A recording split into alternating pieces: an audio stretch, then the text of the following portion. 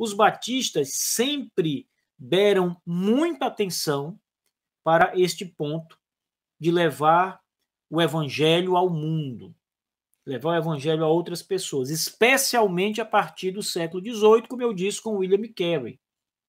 Isso sempre foi um ponto muito importante. O evangelho ele é levado ao mundo com um objetivo.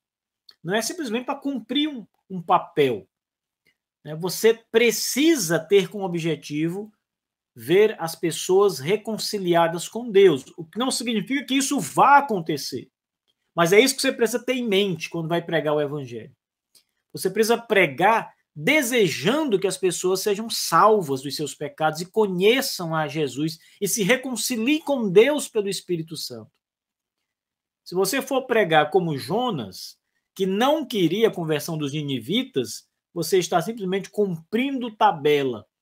Está simplesmente ali de maneira formal, mas sem o coração, sem envolver o coração e a alma, fazendo o que a Bíblia manda, mas de uma maneira equivocada, com sentimentos equivocados, o que não é correto e é pecaminoso, inclusive. É necessário que aquele que leva a palavra de Deus, o evangelho de Cristo, faça isso desejando que os homens creiam. Ora, quando Jesus Cristo pregou o evangelho, todas as vezes que ele pregava às multidões, por exemplo, quando ele disse: "Vinde a mim todos que estáis cansados e sobrecarregados, e eu vos aliviarei", ele falava sinceramente. Era desejo do nosso Senhor Jesus Cristo que as pessoas viessem a ele e se entregassem a ele, achando descanso nele.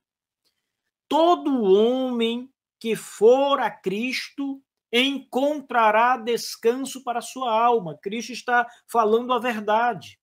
Quando ele diz, vinde a mim, ele deseja verdadeiramente que as pessoas venham a ele.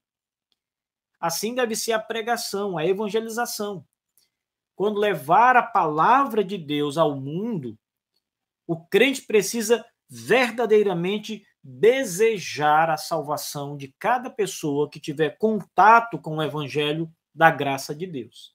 O segundo parágrafo do artigo 13 diz assim: é dever de todo discípulo de Jesus Cristo e de todas as igrejas proclamar pelo exemplo e pelas palavras a realidade do evangelho, procurando fazer novos discípulos de Jesus Cristo. Veja, aqui tem uma coisa interessante, porque a declaração parece inverter a ordem de importância dos papéis. É dever de todo discípulo de Jesus Cristo e de todas as igrejas, ou seja, individualmente, coletivamente, é um dever proclamar pelo exemplo e pelas palavras. Na verdade, deve ser pela palavra de Deus e pelo exemplo de sua vida. Essa ordem, algumas pessoas vão achar que é uma mera bobagem. Olha, isso é algo banal, mas não. Em todo lugar nas Escrituras, nós somos ensinados a pregar. Evangelizar significa pregar a mensagem da cruz de Cristo. Aqueles que foram alcançados pela mensagem do Evangelho terão vidas transformadas. Então, o exemplo de vida, na ordem cronológica, ele vem depois que o indivíduo conhece o Evangelho e é mudado pelo Evangelho, pelo Espírito Santo. Ninguém vai ter uma vida mudada se não conhecer o Evangelho para poder se adequar ao Evangelho. É impossível que você, ouvindo Jesus Cristo e a palavra de Deus, crendo nele, não tenha sua vida transformada.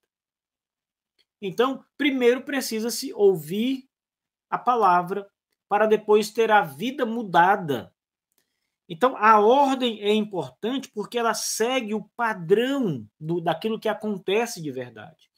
Em segundo lugar, colocar a palavra em primeiro lugar, antes do próprio exemplo de vida, também é importante porque nos ensina que o evangelho é a proclamação, é a pregação. A evangelização são palavras. Ora, como é que eu vou falar para alguém que Jesus Cristo morreu, derramou seu sangue no madeiro do Calvário para me salvar? Como é que eu vou falar isso pelo meu modo de vida?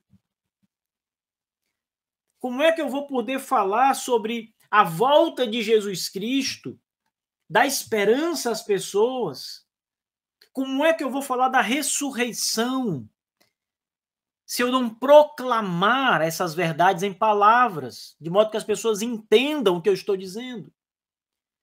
Como é que eu vou falar essas grandes doutrinas? Jesus Cristo é Deus, Jesus Cristo é um homem como nós. Jesus Cristo veio do céu, se humilhou aqui na terra, se fez homem. Como eu vou falar essas grandes verdades das Escrituras Sagradas por meio da minha vida, do meu exemplo?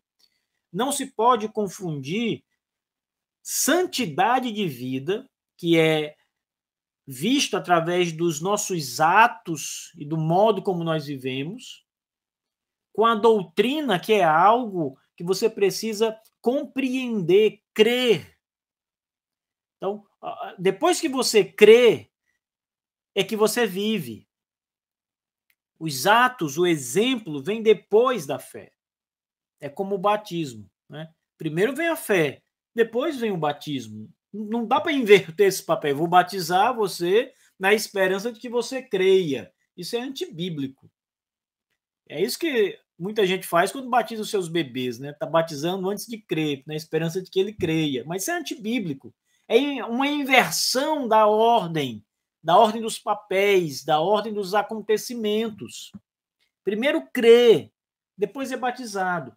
Primeiro crê, depois a vida é mudada. Se essa ordem for invertida, as coisas estão de ponta cabeça. Então, a declaração, o texto da declaração, no meu julgamento, deveria ter essa ordem invertida.